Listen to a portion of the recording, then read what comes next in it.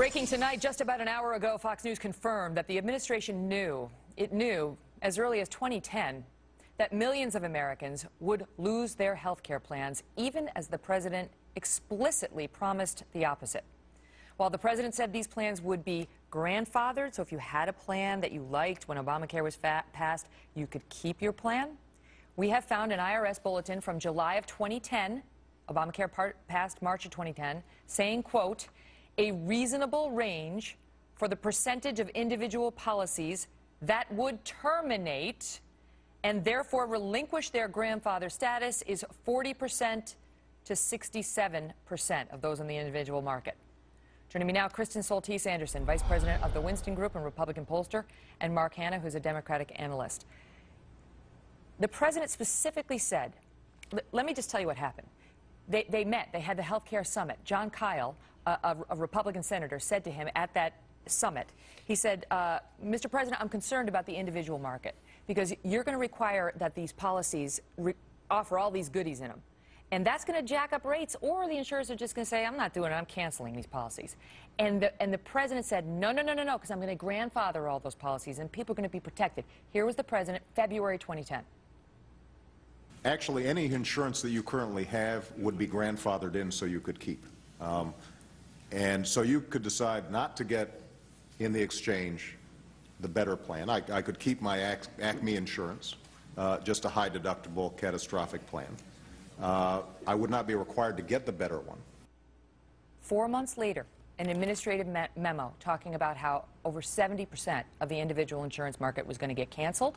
And the president in 2012, Mark, came out and reiterated what he said, that if you like your plan, you're going to get to keep it. So I ask you what I asked Dr. Ezekiel Emanuel on Friday. Was he intentionally misleading, or was there some argument that he was grossly mistaken?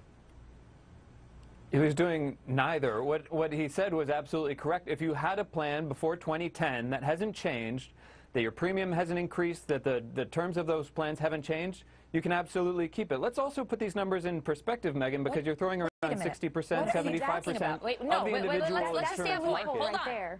Let's standpoint. Hold on. It's not true. Over almost 1 million people have been canceled so far, Mark, and the estimates are that over 10, perhaps as many as 14 million could be canceled soon. What's key about what Mark let Mark respond to that, and then I'm going to give you the floor, Kristen. Go ahead, Mark.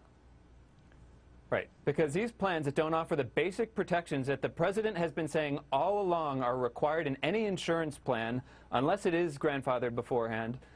These plans are illegal, and the president has been saying that forever. But the individual marketplace for insurance is only 5% of the people in this country. We're talking about 2 or 3%. No, we're talking about up to 14 million people. Up to 14 million people. Kristen, I give you the floor. Right. Megyn, let's talk. 3 times as many of those, 6 times as many of those people don't have any insurance whatsoever right now. He said, those people he said if you like your plan, you can keep it, and they can't keep it. There are people who like those, and I don't think those plans, I promise Kristen the floor, and I give it to her. Go ahead, Kristen.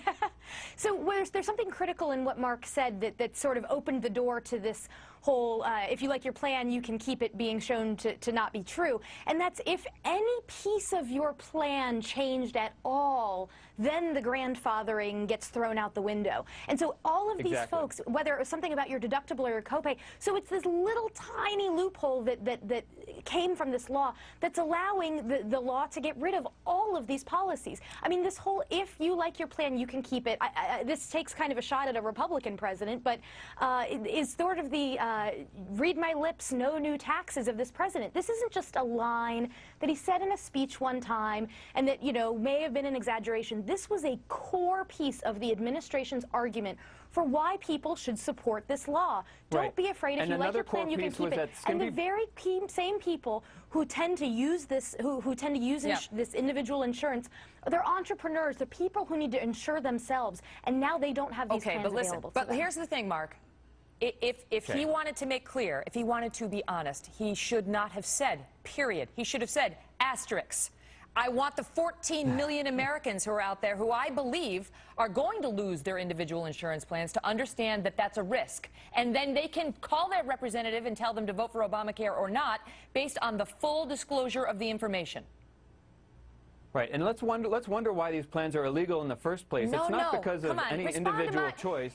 I know you can bridge a way to a happy place for you. Okay, I get that, and that's a skill. This is all a happy place. Obamacare is the law of the land. I'm a happy man right now. Speak We're to going to my have point. You're better 40 than this. million people that were uninsured, not uninsured anymore. Speak to my point. Okay. That's fine. Okay, that's fine. So speak to my point. Yeah. Let's have a substantive discussion. Why did he say period? Why didn't he say asterisk?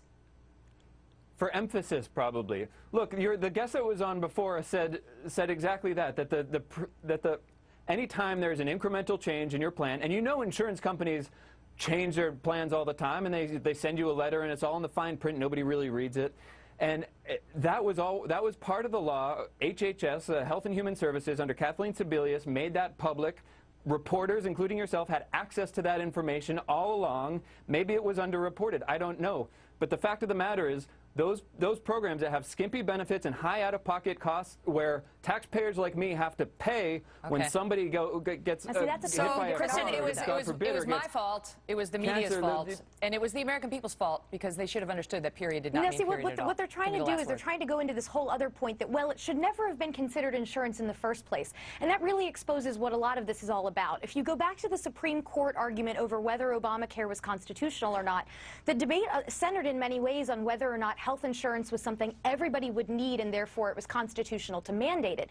And the question was, is health insurance the same as health care? Conservatives say it's not. Health insurance is something that should protect you against risk. It should not be the mechanism of payment for every health care service in your life. The thing is, you were grandfathered, as the panel pointed out, unless they changed any part of your policy. And then guess what happened? The Department of Health and Human Services then wrote regulations that so narrowed what the insurance companies could do that virtually all of the policies had to be changed.